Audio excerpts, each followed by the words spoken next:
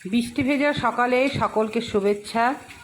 এই বৃষ্টি পড়ছে, তাতে আমাদের গাছগুলোর অবস্থা শোচনীয় হয়ে যাবে। এবার যারা যে গাছগুলো বড় আছে তাদের গোড়াটা নরম হয়ে নুয়ে পড়বে। তাই দর্শক বন্ধু, আজকের ভিডিও তোমাদের একটু সতর্ক করে দিচ্ছি, বড় বড় গাছগুলো একটু বেঁধে দাও।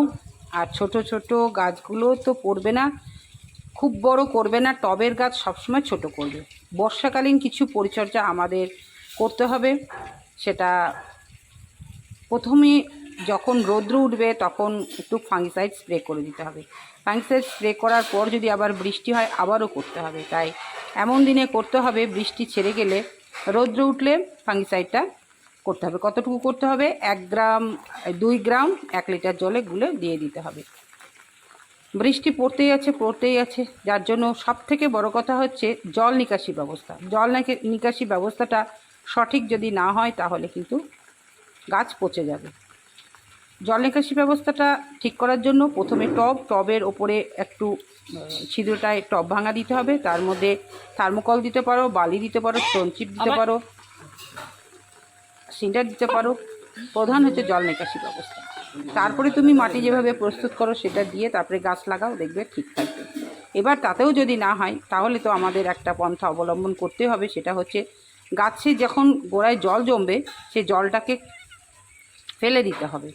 তাতেও যদি না হয় তাহলে দেখবে টবের নিচে একটা ছিদ্র থাকে, সেই ছিদ্রটা একটা সরু শিক দিয়ে একটু খুঁচিয়ে দিতে হবে। তাহলে জল নিকাশি ব্যবস্থাটা আবারও সুন্দর হয়ে যাবে। তখন গাছের মাটিটাও তখন জল থেকে মুক্তি পাবে। তাহলে বর্ষাকালীন কিছু ব্যবস্থা আমাদের অবলম্বন করতে হবে, নাহলে এই দামি দামি গাছগুলোকে আমরা বাঁচাতে পারবো না। তাই দর্শক বন্ধু, আজকে তোমাদের টিপস দিলাম কয়েকটা, কেমন লাগলো অবশ্যই জানাবে। আবারও নতুন ভিডিও নিয়ে আমি তো বাইরে এসেছি, আর আমার দেখো পুষিগুলো আমার বাইরে, মানে যেদিকে যাব সেদিকে জলে ভিজছে ওরা, তাও সেই আমার পায়ে পায়ে সব সময় আমার কাছে থাকে। এই এক সত্যি অবলা প্রাণী, খারাপও লাগে।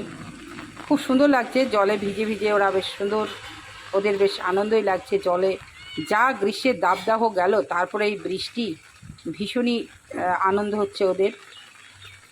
আমারও খুব ভালো লাগছে, কিন্তু বৃষ্টি বেশি তো ভালো লাগে না, কর্ম আছে। সকলে ভালো থেকো, নিজের কর্ম